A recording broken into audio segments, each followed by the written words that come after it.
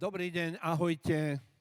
11 hodín, máme 3/4 hodiny, 45 minút ako škole, aby sme sa porozprávali, respektíve ma budete musieť počúvať. Alebo ešte lepšie nemusíte, koho to nebude baviť, tak s hrmotom sa môžete odobrať a ja si poviem, že čo som urobil zle, čo som zase povedal nejakú blbosť, že tu strácam followerov. Dobre, ďakujem, že ste prišli, lebo sú tu na okolí veľmi zaujímavé prednášky neurotalentov, by som hneď na to išiel. A ja som niekedy tiež nervotalent, najmä keď sa šoferujem, ale som rád, že ste tu aj v takejto krásnej zostave. Pre niektorých autorov je to postrach, keď sa zídu deti, mladí ľudia, názroční, mladí dospelí, seniori, učiteľky a dvaja už odchádzajú, ďakujem. A práve pre mňa je to veľmi inšpiratívne, lebo poviem vám jedno tajomstvo. A ja som bol volakedy taký ako ty, alebo ako vy. A ak sa dožijete, tak vás to tiež čaká dospieť do môjho veku, ale je to zábava. Ja vám poviem jedno tajomstvo, ja som sa nikdy neučil viacej ako teraz na staré kolená. Keď som chodil do školy, všetko ostatné ma menej zaujímalo, boli tam spolužiačky, kamoši, basketbal, školský dvor, školník, ktorý nás naháňal. A že tam bol nejaký zemepis alebo slovenčina, tak to som vnímal len tak ako z pozadia. No ale už začnem naozaj tak vážne. Dneska som teda dostal pozvanie na toto krásne kolokvium, ktoré je úžasné. Verím, že tu nájdete veľa inšpirácie. A ja som si nechal takú prednášku, takú tému, že tajomstvo slov. Ja budem mať, až dožijem na Mikuláša, keď vy budete dostávať darčeky, 70 rokov. Kde to mám?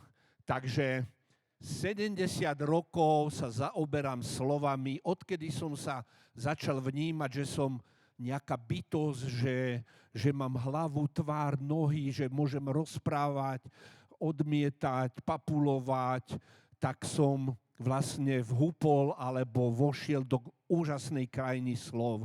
A preto som sa stal aj nejakým umelcom alebo spisovateľom, že si myslím, že je to jedno z najkrajších poslaní na svete rozprávať príbehy alebo tvoriť pesničky alebo repovať a jednoducho pracovať so slovami.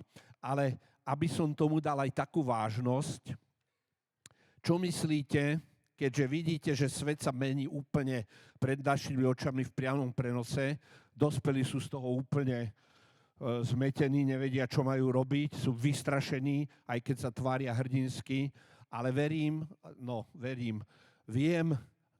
je to smutné poznanie, že aj vy, deti, mladí ľudia, že cítite takú neistotu, taký chaos a že čo bude vojna, nebude vojna, budeme môcť žiť v nejakom ako takom priateľnom luxuse, alebo si budeme musieť odriekať, máme nakupovať minerálky, alebo sol, alebo múku. Takže toto všetko verím, že sa vás dotýka, alebo viem, a ja som prežil niekoľko takýchto kríz. Nebojte sa, fakt to bude dobré a všetko to prejde a budete spomínať v mojom veku, ako keď ja spomínam teraz na Rusov v 68., tak vy budete spomínať, že to vtedy bolo také napínavé, nevedeli sme, či sa tí Rusi ako nezbláznia, a tak budeme potom spomínať, teda už len vy, na tieto turbulentné časy. Viete, že teraz sa tak veľa hovorí, Európska únia, patríme do Európy, chceme tam byť, sú ľudia, ktorí nechcú byť, ktorí si myslia, že bez tej Európy by nám bolo lepšie, ale my patríme do Európy tak, či sa nám to páči alebo nepáči, či tam chceme byť, či nie, patríme tam celým založením. No a ja som našiel jeden taký dôkaz, že jazyk je veľmi dôležitý v dnešnej dobe. Dám vám takú otázku, čo si myslíte, aká taká kompetencia, ako sa hovorí tak múdro, alebo aká zručnosť, alebo aká znalosť je pre vás, ktorí budete a ktoré budete žiť nasledujúcich 10, 20, 30, 40 rokov v tomto novom tisícročí. Čo myslíte, ktorá je to taká zručnosť, znalosť, vedomosť, kompetencia? Niekto má nejaký názor? Ale ja to poviem za vás. Možno si myslíte cudzie jazyky, možno si myslíte kreativita, možno si myslíte technológie, samozrejme, všetko áno, ale podľa Európskeho parlamentu a Rady Európskej únie, ktorá urobila zoznam 8 najdôležitejších kompetencií, ktoré budeme všetci potrebovať, nie aby sme sa mali dobre, aby sme žili, aby sme prežili, aby sme normálne prežili v tomto svete, tak prvá najzákladnejšia podľa nich, aj podľa mňa, ale oni to nerobili podľa mňa, podľa nich je to komunikácia v materinskom jazyku, schopnosť vyjadrovať a vykladať koncepty, myšlienky, pocity, fakty a názory ústnou a písomnou formou. To by ste nepovedali vy, čo sa učíte anglicky, španielsky, japonsky, rusky, čínsky, tak by ste povedali možno cudzie jazyky, ale aj cudzie jazyky, keď sa chceme dobre vyjadrovať, keď chceme byť na nerozoznanie od tých native speaking ľudí, tak potrebujeme k tomu ten základ materinský jazyk. Ono sa to tak hovorí, materinský jazyk, ale je to iba také konvenčné označenie, ja by som to nazval taký základný jazyk, lebo tam je aj otcovský jazyk, tam aj jazyk našich starých otcov, alebo jazyk médií, takže tento materinský jazyk je podľa Európy a podľa mňa najdôležitejší. No a ja som taký vrták, ja keď počujem nejaké slovo, alebo vidím nejaké slovo, tak hneď, odkiaľ to slovo prišlo, napríklad jazyk. Viete, kedy sa Slováci stali etablovaným, samostatným, sebavedomým jazykom? Teda národom. Nie keď sme mali zvrchovanosť, ale keď pred pár rokmi tento človek, Ľubor Králik, vydal tento slovník etymologický. To znamená, že je to tam vysvetlené pôvod slovenských slov, pretože to je také ďalšie tajomstvo slov, že každé slovo, ktoré máme v slovenčine, odniekiaľ prišlo. A bolo tu dávno predtým, než bolo Slovensko, než boli Slovania. A veľa týchto slov je vyjadrených alebo vysvetlených v tejto úžasnej knihe. To je pre mňa taká Biblia gramatiky a jazyka. No aby som teraz vám povedal, odkiaľ prišlo slovo jazyk. Jazyk samozrejme prišiel z toho, že ho máme všetci v ústach, teda väčšina z nás, že ho máme v ústach, že pomocou neho artikulujeme, hovoríme, vydávame zvuky a vlastne vo všetkých jazykoch pradávnych je slovo jazyk a to, čo my označujeme, že slovenský jazyk, anglický jazyk, tak to vlastne vyšlo z tohto nášho jazyka. Keby som učil, lebo ja som aj taký učižiak, ja som taký lietajúci učiteľ, chodím po školách a učím rôznych klientov, rôzne deti, mladých ľudí, tak by som im nechal teraz vyplaziť jazyk, aby si uvedomili, že ten malý konček, ten malý kúsoček mesa, že čo dokáže urobiť, že ja tu rozprávam, vypúšťam slova, ale keby som nemal jazyk, tak by som bol úplne nemý. Preto sa volajú Nemci v slovenčine, lebo boli pre našich predkov nemí, hoci hovorili, ale naši predkovia im nerozumeli, takže pre nich boli ako nemí. Že môže si hovoriť, čo chceš, ja aj tak nič nepočujem. Tak vidíte, že slova majú úžasné tajomstvá, sú tam úžasné zaujímavosti, no a dostaňme sa k tomu jazyku.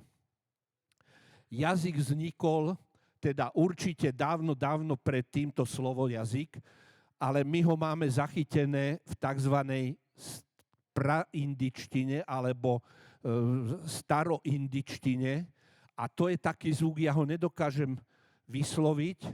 keď sú tu znalci starej indičtiny, tak mi to prepačia, ale znelo to nejako, že drú. Lebo tí naši prapredkovia, lebo aj starí Indoevropania boli naši prapredkovia, chceli vyjadriť niečo, že tuto mám niečo, čo mi zavadzia, čo nemôžem vyplúť, ale bez čoho by som nemohol žiť, tak vydali taký zvuk a potom, keď sa do toho dobre započúvate, tak z toho vznikol dnú, tong, angličtine, z toho vznikla lingva a z toho vznikol praslovanský základ enzy.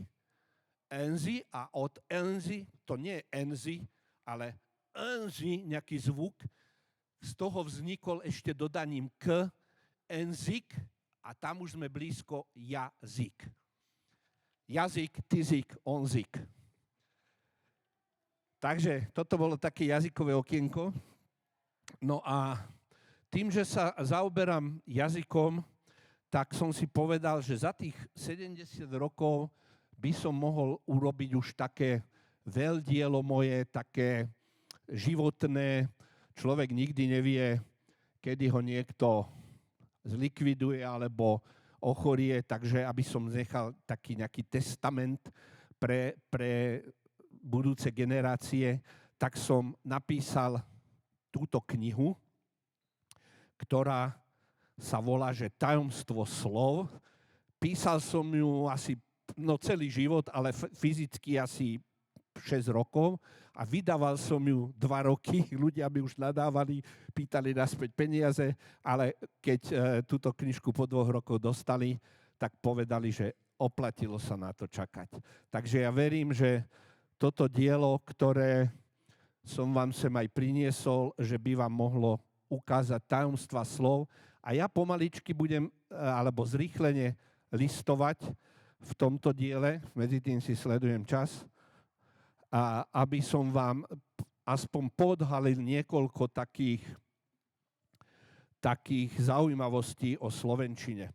Mimochodom, dal som na Facebook také videjko, taký 5-ročný chlapec drží túto knižku a hovorí, že toto je najlepšia kniha na svete. Tak beriem to tak trošku akože s rezervou, lebo som napísal aj lepšie knihy, ktoré sú najlepšie na svete, ale a je veľa ďalších úžasných kníh, ale dokonca mi písali potom aj maturanti a jedna mama mi napísala, že konečne viem, čo sú to častice. Časticia sa dostaneme, lebo aj tým je venovaná táto kniha. Tu som tak znázornil, tak veľmi akože lapidárne, lebo táto kniha má taký charakter, že je tam veľa obrázkov. My sme už všetci, aj vy, vizuálna generácia, čo vám neprejde do očí ako nejaký mem, alebo JPGčko, alebo obrázok, tak to púšťate. Takže ja keď napríklad učím, tak si vždy dám také tričko, ktoré tu je nejaký obrázok, alebo je tu štúr, alebo množné číslo. A keď sa aj tí chalani tam celý čas bavia, alebo predriemu, 45 minút majú na očiach to, čo im chcem dať do hlavy. Takže tu som takto znázornil, že koľko je asi v slovenčine slov. Typnite si, kto dá viac? 120? 1000? 5000? 5300? 45, že? Dobre, takže môžem vás zo spoľahlivých prameňov, ktoré sú nespoľahlivé, lebo nikto to nespočíta, ale v takých tých spisovných slov, tých, ktoré sú v slovníkoch a v pravidlách, tak máme 200 000 asi. Niektorí ľudia si vystačia naozaj iba s tými desiatkami, ale to je iba taká časť, to je iba taká tá tolerovaná, taká tá, ktorou rozprávame. Pretože ja mám takú teóriu, že tak ako je veľa alebo viacero Slovensk alebo Slovensiek, minule sme sa na Facebooku tak dohadovali, že ako povedať množné číslo od slova Slovensko, tak je aj veľa slovenčín, veľa slovenských jazykov. Je slovenčina tá spisovná, tá, ktorou hovoríme, teraz tu boli chalani, sa fotili so mnou zo Záhoria, no a videli, že cudzinec, tak začali hovoriť pospisovne, lebo vedeli, že keby hovorili tak ako tou materinskou záhoračtinou, že by som im možno ani všetko nerozumel. Takže máme slovenčinu nárečí, máme slovenčinu médií, máme slovenčinu kdesi na TikToku, máme slovenčinu LinkedInu. To keď budete počúvať týchto marketérov, tak im vôbec nebudete rozumieť a budú hovoriť po slovensky, ale používajú také výrazy, že čo už ja sa vôbec ako nechytám, aj keď sa zaujímam o tieto veci. Nehovoriac o nejakých hajťákoch, nehovoriac o právnikoch, o lekároch, keď mi hovorí primár Šálek nejakú diagnózu, tak mi to musí prekladať do takej normálnej slovenčiny. Takže máme veľa slovenčín. Máme slovenčinu anglickú. By som to nazval, že slovenglish, že máme slovenčinu, ktorá je vulgárna. Máme slovenčinu reperov a ďalších. Takže máme veľa slovenčín a to je úžasné, lebo to ukazuje, aký sme vyspelý národ. Nemusíme mať žiadne hemungy, vidíte, aké pekné slovo, nespisovné. Nemusíme mať žiadne nejaké predsudky, že sme nedokonali, nevyvinutí, že sme ešte mladý národ. Áno, mnohom sme, ale čo sa týka jazyka a kultúry, tam sme naozaj takou veľmocou. Takže pokračujem ďalej v listovaní a napríklad by ste možno vedeli hneď povedať, ktoré je najkratšie slovo v slovenčine. Áno, sú to spojky, alebo niektoré takéto A, E, I, takéto hlásky. A to je už ale otrepaný vtip, že aké je najkratšie sloveso v slovenčine, tiež iba na jeden zvuk. Nie je to spisovné I, čiže po zahoracky je. On I. No ale najdlhšie slovo, ja som si to naozaj dlho googlil, aj som to počítal, aj som to dával umelej inteligencii, aj mojej umeleckej inteligencii. A najdlhšie slovo, čo myslíte, koľko má znakov? 10, 15, 20? No toľko až nie. Nie sme v Nemčina urobí aj z 10 slov jedno slovo, to by nám mohli hovoriť, čo tu máme hostí z Nemecka. Ale čo som zachytil, najdlhšie slovo v slovenčine má 35 znakov. Ja som ho tu aj uviedol a ono nie je celkom také slovenské, lebo vychádza z medzinárodného slova, ale to je už odomacnené a znie to, počítajte so mnou. Najneskomercializovateľnejšieho. Už to nebudem hovoriť, strácame drahocenné minuty, ale keď som spomínal už tú nemčinu, tak pomocou tohto slovníka znova ho ukážem, lebo nemáme ešte docenené, že aký to máme drahocenný poklad. V tomto slovníku som si vytipoval, že ktoré slova sú také echtovné slovenské a zároveň pochádzajú z nejakého iného jazyka. Tak predstavte si, že ste dneska mali na raňajky taký bohatý stôl, kde bolo mlieko, kaléra, paradajka, citrón, káva a ďalšie pochutiny. A ja som tu napríklad ukazujem, že celý takýto stôl pochádza slovne zo starej nemčiny, čiže starogermančiny. Či to je kaleráp, cibole, karfiol, celery, pehary, šále, cuker, marmeláde, milch, lefel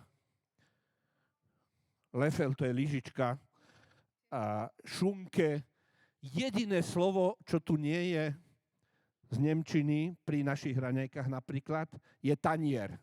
Ten máme pre zmenu z maďarčiny. Vidíte, také ľubozvučné slovo, ktoré je na prvý pohľad veľmi také slovenské a ešte aj to nám museli niekto dať. Ale to nie je nejaká, že hanba, že my nemáme doslov, alebo my nie sme schopní sa vyjadrovať. To je naozaj živý život jazyka. Jazyk prekonáva hranice, on sa nestará o politiku, jazyk sa vyvíja, to je ako džungla, kde všetko rastie divoko a zároveň veľmi aj tak symetricky alebo tak racionálne. Takže jazyk je naozaj skoro ako živý tvor a pre mňa je to taká osobotvorba. A keď hovoríme o tom, že stále prichádzajú nové slova, aj dnes pribudne do slovenčiny niekoľko nových slov a stále, neustále aj vy robíte nové slova a samozrejme takým zdrojom takejto slovotvorby, odborne sa to volá neologizmus, je novotvar v slovenčine, tak sú deti. Lebo deti tým, že sa učia rozprávať, ja napríklad si spomínam z môjho hlbokého detstva, keď som vnímal svet a učil som sa slova, tak som volal lietadlo, neviem, či sa mi to ťažko vyslovovalo, tak som ho nazval, že letelko. Má to logiku, možno, že schýbalo málo a už by sa to stalo slovenským slovom normálnym, takým spisovným. Moja dcéra zas keď videla tie čierne vtáky a nevedela, či to je havran, vrana, viete, jak to deťom aj nám splýva, tak to nazvala, že havraňan. Že to je havraňan. Takže tá detská túžba vyjadrovať sa a pomenúvať veci je úžasná. Ešte nebudem to tu teraz nejako prezrádzať, kto bol autor toho slova. Stačí niekedy to dieťa sa pomýli o jednu takú prešmičku a z hovienka je hovienok. Takže aj vy môžete a ste tvorcami jazyka a ja mám len tú vlastnosť, že kade chodím, tade vás počúvam a počúvam ľudí, počúvam bezdomovcov, počúvam géniov, počúvam vedcov, počúvam ľudí v kaviarniach, počúvam deti a tak sa vlastne neustále obohacujem novými slovami. No a tak som napríklad si urobil túto v takémto okienku, že neologizmy, že takú detskú logiku, že prečo je zelenina? No lebo je zelená. No a keď je červená, paprika, paradajky, no tak to môže byť červenina. Alebo keď môžu byť čučoriedky, prečo nie sú aj čučohusty? Keď môže byť guľovanie, prečo nie je kockovanie? Keď môže byť psovod, prečo nie je aj mačkovod? Keď môže byť stolička, prečo nie je aj dve stolička? Keď môže byť rečník, prečo nie je aj mlčník? Takých nepoznáme, že? A vrátane mňa. A ideme ďalej v listovaní. Nárečia. A všetci máme nejaký základ. Ja som síce z takej spisovnej oblasti, narodil som sa v Bratislave, ale vyrastal som v Prievidzi a vedľa Prievidze je malá dedinka, kde žila moja babka, volala sa Paulínka, tam sa hovoril veľmi mäkko a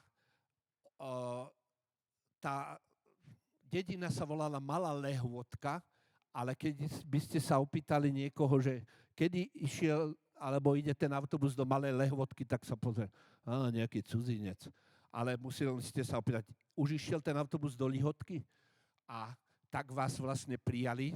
V Prievidzi sa napríklad hovorí, a to ma teraz si spomente, odkiaľ ste, odkiaľ máte rodičov, starých rodičov, každé mestečko, každá dedinka má svoje nárečie, svoje také zvyky. V Prievidzi sa hovorilo prikino.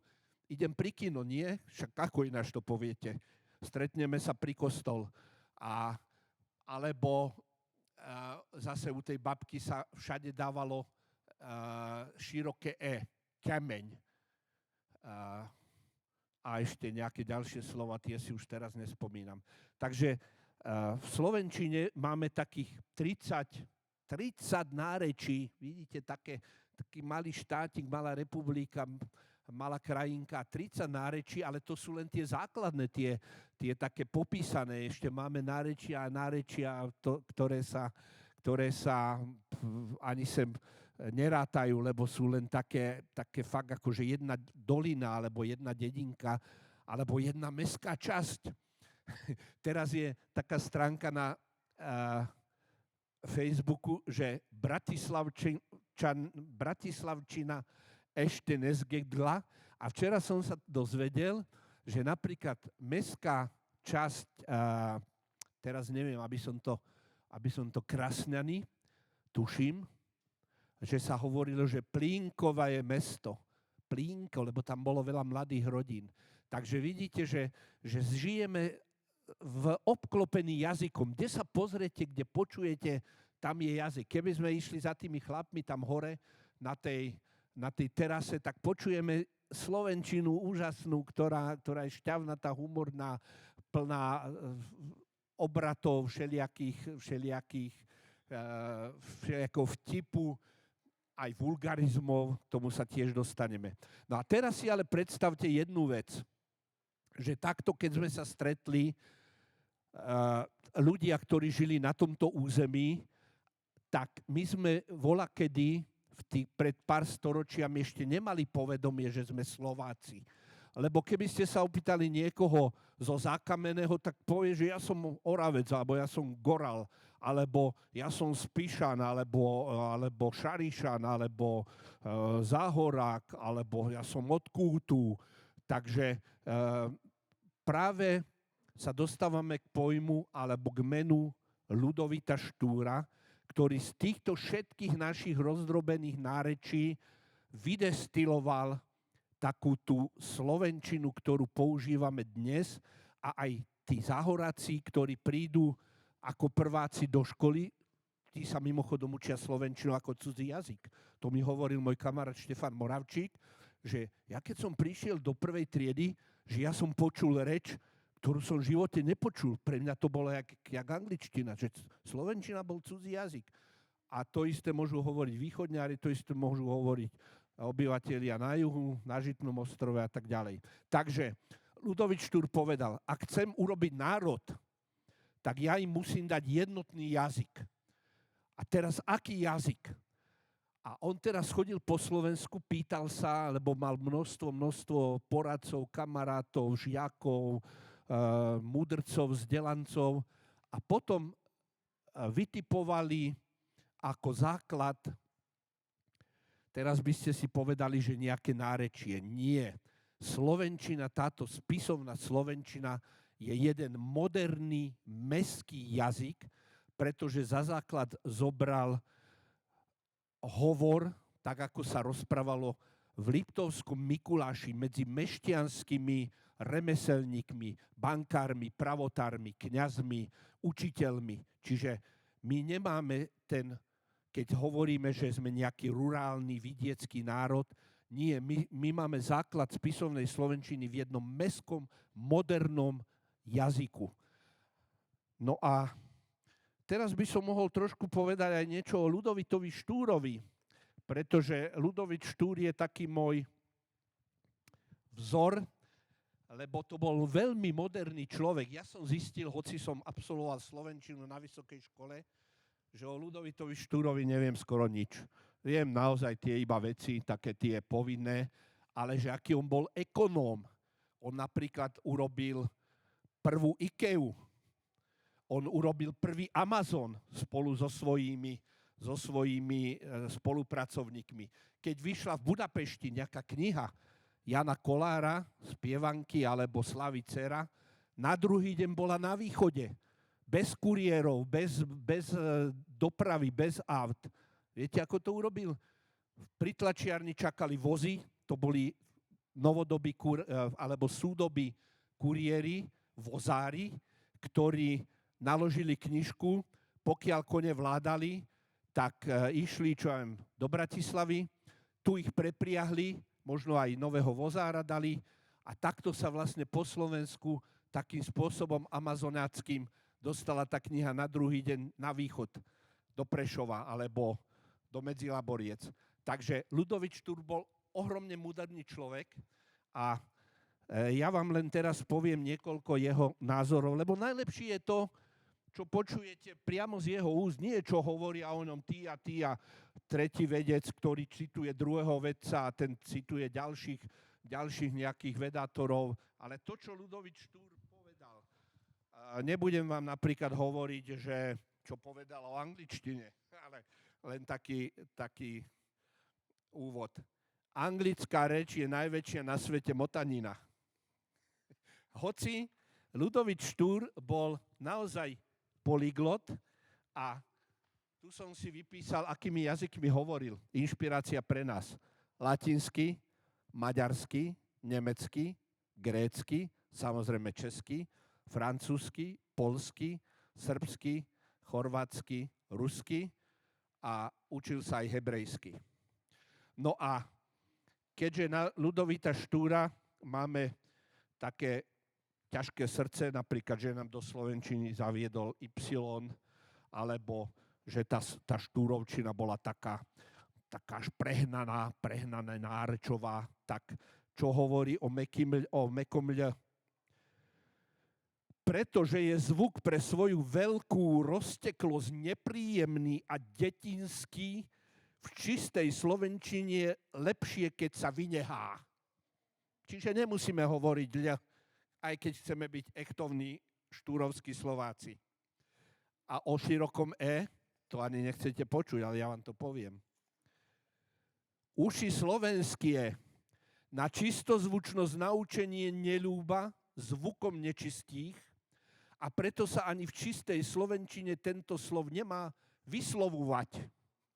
Čiže pokojne môžeme hovoriť mäso a ďalšie zvuky, ktoré máme aj zásluhou Ľudovíta Štúra. A sú tu nejaké pani učiteľky, pani učitelia? Ešte jeden odkaz. Odkaz pre vás. Učitelia sú najviac skromne platení. Za Štúra. Dneska, chvala Bohu, už to neplatí. A tak z väčšej čiastky takí ľudia, ktorí myslia, že si inde cestu prerazia, sa ani na učiteľstvo neoddávajú. Istý súd z toho, že chatrnú, dostanú odmenu svojej práce. Oddávajú sa teda na učiteľstvo alebo ľudia, ktorí k tomuto stavu zvláštnu náklonnosť cítia, to ste vy, ktorí ste tu, alebo ľudia bez prostriedkov, alebo bez vôle v dačom inšom si cestu preraziť. Ale aby ste teda si nemysleli, že bol iba takým vašim fanúšikom a zastancom, kde ešte učitelia zo starého času žijú. Tu i tu sa toto mozolnaté vyučovanie ešte drží a inde zas miesto neho iným pre ľud obecný nepotrebným sa hlavy detí nabíjajú, aby to o krátky čas pozabúdali. Vidíte, aký vizionársky bol Ľudovít Štúr a ja už teraz musím skracovať moje nadšenie, pretože čas je neúprosný. Takže pokračujem v takomto listovaní. Ľudovít Štúr nebol sám. My poznáme 3, 4, 5 štúrovcov, ale tých štúrovcov bolo vrátane žien, boli stovky po celom Slovensku. To bolo ako Slovenské národné povstanie. Tu v dedine mali partizáni pomocníkov, nejaká babka, nejaký krčmár a teraz aj Ľudovít Štúr mal svojich pomocníkov. Boli to často aj krčmári alebo nejakí naozaj manuálne pracujúci rolníci, kňazi a napríklad cez prázdniny, ktoré ste vy absolvovali, keby ste patrili do družiny Ľudovita Štúra, tak všetkých študentov, ktorých okolo seba mala, ktorí ho milovali, vyhnal do sveta. Či už do sveta zahraničného, do Nemecka, študovať jazyky, do Maďarska, do Poľska, do Francúzska, ale mnohí išli po dedinách zbierať porekadla, príslovia, balady, vtipy, rozprávky, báje a tak všetko, čo sme mali ešte pozabúdané a čo povyťahovali a potom to máme ako taký základný fond, taký zlatý poklad. A bol človek, ktorý sa volal, že Adolf Peter Záturecký, ktorý napísal takú veľkú knihu Slovenské príslovia porekadla a tam zhromaždil okrem iných slovenské ľudové nadávky a posmešné výrazy. V slovenčine poznáme 2-3, že to sa neustále opakuje za každým druhým slovom, ale náš ľud vôbec nebol nejaký prúderný. Ja som narátal a urobil som taký konspekt, aby ste verili. 540 takýchto výrazov, ktoré tiež patria do jazyka a tiež z jazyka robia tú šťavnatú životnú matériu, tak len tak námatkou. Pecár, ty rešeto, ty kadečina, ty korhelina, ty hnilý kvoň, ty poťma, ty sraľo, ty šantalaba, ty vajčačisko, ty zázrivec, ty zdochliak neočatý, ty bumbaj. To by bolo, keby ste sa to mali učiť, že? To by bola radosť sa učiť, miesto vybraných slov. Ale teda tak, ako tieto slova už vlastne vypadávajú zo slovenčiny, alebo sú naozaj veľmi tak zriedkavo, tak zase tam pridávajú sa nové slova a berieme ich už ako normálne. Ja som dostal taký odkaz, lebo som na tom LinkedIne a na všetkých iných sociálnych sieťach, tak mi napísala jedna moja taká kamoška, že fílujem tento kolab. A ja som myslel, že ona si robí srandu, že to tak ako, že paroduje. Nie, ona to z úprimnosti srdca veľmi ako srdečne povedala priateľsky a myslela si, že ja tomu budem rozumieť. Ale potom som si to tak domyslel, že fílujem, buď asi, že cítim, alebo teší ma a kolab asi kolaborácie, spolupráca. Že ona chcela povedať, že rada so mnou spolupracuje. No tak fíluje tento kolab so mnou. Takže je to aj v dnešnej slovenčine naozaj veľmi, veľmi také živé a ja vôbec nepatrím k tým, ktorí by chceli byť nejaký taký ortodoxný a že striktne, že čo nie je v pravidlách slovenského pravopisu alebo čo nie je v slovníkoch, že to nepatrí do slovenčiny. Práve naopak, otvárame sa všetkým slovám, ktoré prichádzajú a je to úplne v poriadku. Slovenčina je taká úžasná, že ja som si začal zbierať také špeciálne vety. Možno to poznáte zo škôl, že prišiel, ale vy to už nepoznáte, lebo vy už ani kriedu nepoužívate. Prišiel nový spolužiak a povedali sme mu, že no, vieš aj písať? Jasné. Napíš na tabulu Lasy Potrámos. Napísal. Prečítaj to teraz odzadu. Somar to písal. Blbci a už bol náš. Už sme boli kamaráti. Takže začal som zbierať takéto, volá sa to palindromy, takéto slova, ktoré sú odzadu jeleň, nelej a tak ďalej. A niektorí tvorcovia sú fakt geniálni. Napríklad ten môj kamarát Štefan Moravčík tiež napísal veľa takýchto, ale poviem vám iba také úplne geniálne, čo by ste ani nepovedali, ale keď si ich napíšete, tak zistíte, že naozaj odpredu, odzadu je to isté. Ráno kuchár hodí do hrachu konár. Geniálne. Ja by som to nevymyslel. Kahance nedal mládenec na hák.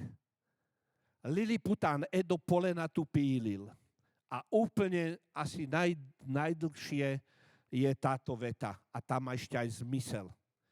Fešná pani volá, má málo vína pán šéf. Takže slovenčina je jeden vyspelý, úžasný, plnohodnotný, geniálny jazyk, ale práve preto, že sa obohacuje, nasycuje neustále novými a novými podnetmi, novými jazykmi, že je v kontakte so svetom, s Európou, s okolitými krajinami a teraz tomu pribudlo aj internet, teda nie teraz, aj medzinárodné okolie. A dostávam sa k tomu, čo pre mnohých učiteľov je postrach a pre nás všetkých ostatných je to nádej a zaujímavá príležitosť. Mám tu niekoľko údajov o umelej inteligencii. Na začiatok poviem, že som fanúšik všetkých technológií, aj umelej inteligencie. Som odporca zákazu mobilov napríklad pre deti. Mám taký názor, že o umelej inteligencii by sa deti mali učiť tak ako o dopravnej výchove, o finančnej gramotnosti už možno od prvej triedy, že by sme im to nemali zakazovať, práve naopak. Robte s umelou inteligenciou, dávajte jej prompty, naučte sa s ňou pracovať. A len také číselko. Učitelia, neberte to ako útok na vás. Ja sa cítim váš hovorca, váš partner, váš kolega. Beriem to ako inšpiráciu, ale kde sme sa ocitli? Umelej inteligencii rozumie, používajú 80% detí. Osobne si myslím, že je to viac, ale čítal som takýto údaj. Toto je možno trošku varujúce, ale možno aj trošku také inšpirujúce pre nás. 20% detí, čiže z 20 detí, počkajte, nebudem sa zamotávať do percent, matematika, až teraz som mu objavil, že existuje na svete, ale 20% detí ju berie ako osobného priateľa.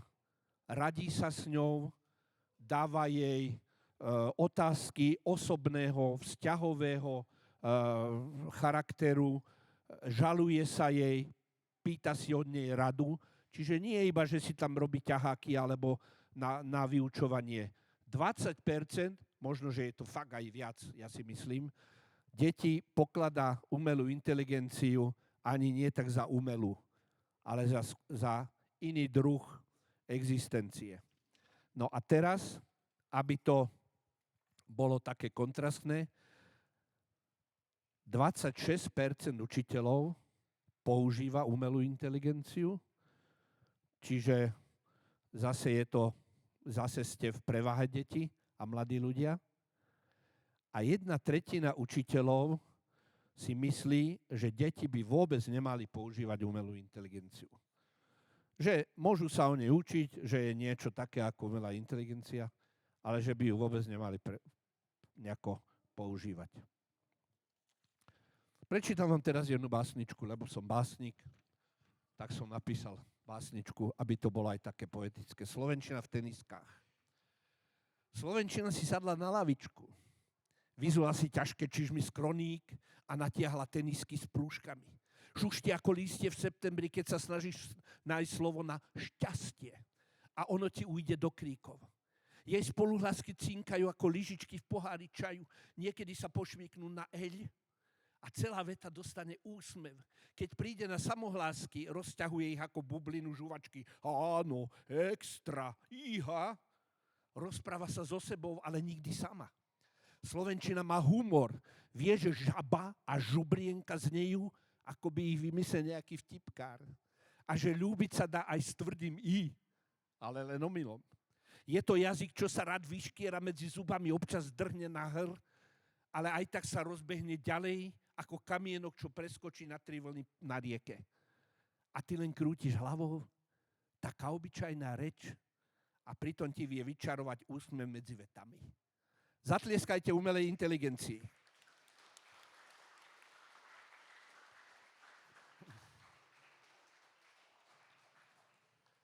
Ja by som to napísal ináč, a možno aj lepšie, alebo Ale boli tam veci, ktoré žasnem, že už sme medzi vetami. To by ma nenapadlo. Takže umelá inteligencia je tu a bude tu. Či sa nám to páči, či nepáči, tak ako keď volá, kedy pred prvými... Aha, už musím končiť, to mne. Pred prvými automobilmi kráčal ten človek so žltou zástavkou a kričal, že pozor, ide vám o život. A za ním sa rútilo auto rýchlosťou 10 km za hodinu.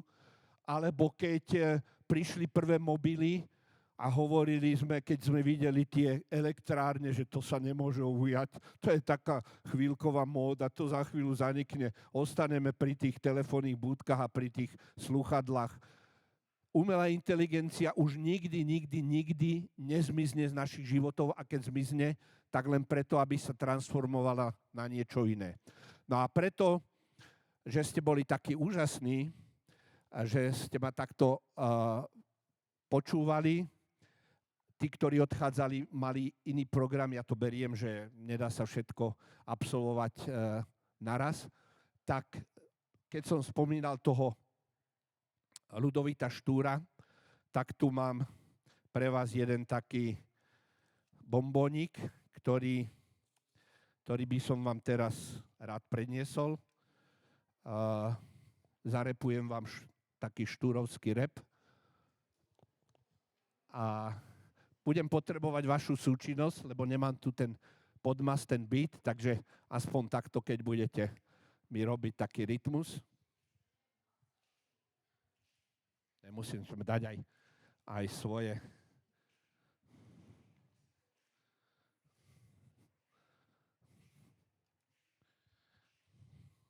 Nazvali ma na TikToku, že Lil Heavy.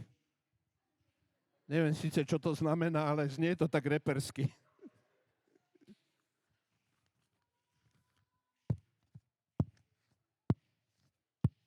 Aj keď tomu nikto neverí, Štúrovci boli prví reperi. Tak divný Janko, inak Janko Král, tie svoje fantasmagórie repoval. On mal tú veľkú odvahu vyslobodiť zakliatú pannu vo váhu.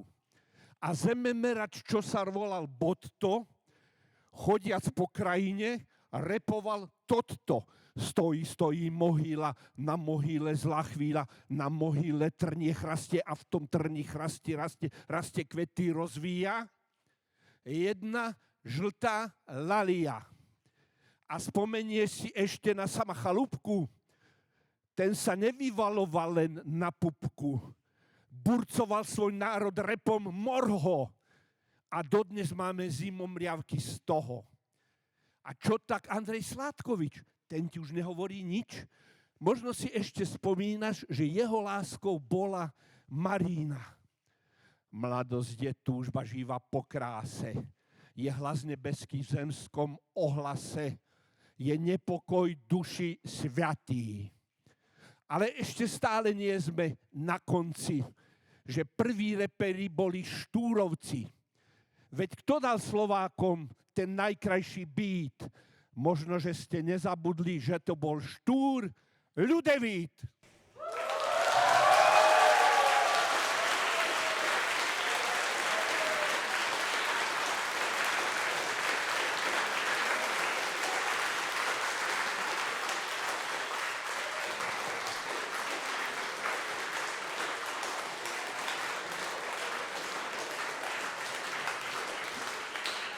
Ďakujem vám. Pozývam vás na ostatné prednášky, aktivity a ja tam mám tiež taký svoj stolík, kde vám môžem predať, podpísať aj túto novú knihu, môžem sa s vami odfotiť, môžeme nadviazať nejaký kontakt a teším sa, že sa stretávame s takýmto úžasným človečenstvom slovenským. Ahojte.